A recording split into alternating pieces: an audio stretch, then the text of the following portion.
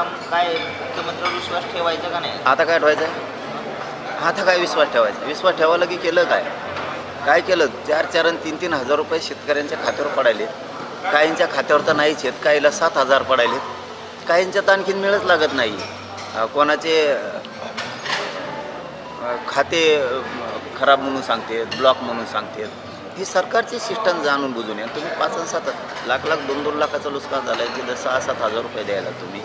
त्याचं जे पीक होतं त्याच्यातलं सडलेलं पीक काढणीलाच 10-10 हजार रुपये, 15-15 हजार रुपये शेतकऱ्यांचे गेले. ही रिअल परिस्थिती. आणि तुम्ही जर त्या शेतकऱ्याच्या भावनेशी खेळणार असतात तर शेतकरी तुम्हाला सोडत नाही. अरे जून म्हणजे काय?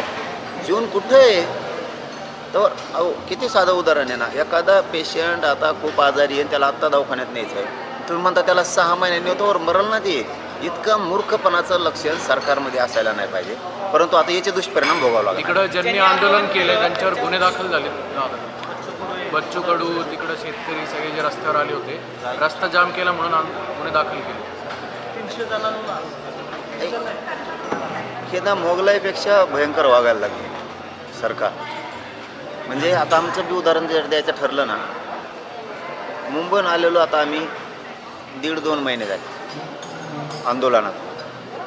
काही पोरांना आमच्या आत्ता नोटिसा द्यायला लागलेत, म्हणजे गुन्ह्याच्या. तुम्हाला करायचं, तुमचा इतका ॲक्टिव्ह आहे कायदा, तर तेव्हाच करायचे त्याच दिवशी. इतक्या दिवसानं का? म्हणजे काय, नुसतं सूड भावनेनं वागायचं. आम्ही म्हणतो ते ऐका, नाहीतर तुमच्यावरती गुन्हे दाखल करू, तुमच्या मागे ED लावू, तुमच्या मागे SIT लावू, तुमच्यावर खोटे गुन्हे दाखल करू. नसतं आमच्या बाजूनं, आमच्या आमदाराच्या बाजूनं, आमच्या पक्षाच्या बाजूनं, सत्तेच्या बाजूनं राहा, बोला. नसता मग गुन्हे करून तुम्हाला मध्ये फेकणार.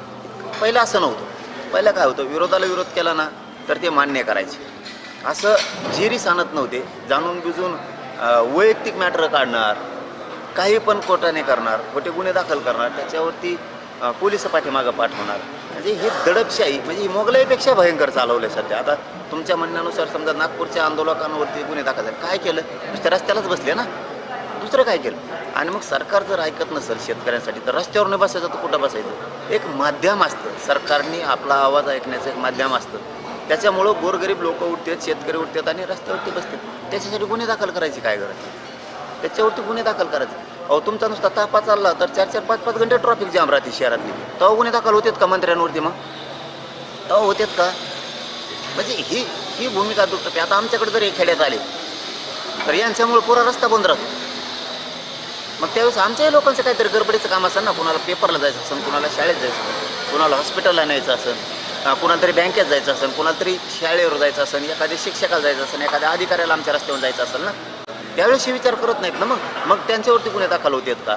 नाही होत. ते सुद्धा 2-2, 3-3 घंटे जाम करतात. आणि एवढं कोणचं शहर ते असं की सोन्याचं उत्पादन करता येईल, लई हिरे माणिक मोती पिकत येत तिथं म्हणून लईच लॉस झाला व राज्य सरकारचा किंवा महाराष्ट्रावर लईच आता खूप मोठं संकट कोसळलं. नागपूरला एखादा रस्ता अडविला म्हणजे काय हिरे माणिक मोत्याचे व्यापार बंद पडले काय? का लई अमृत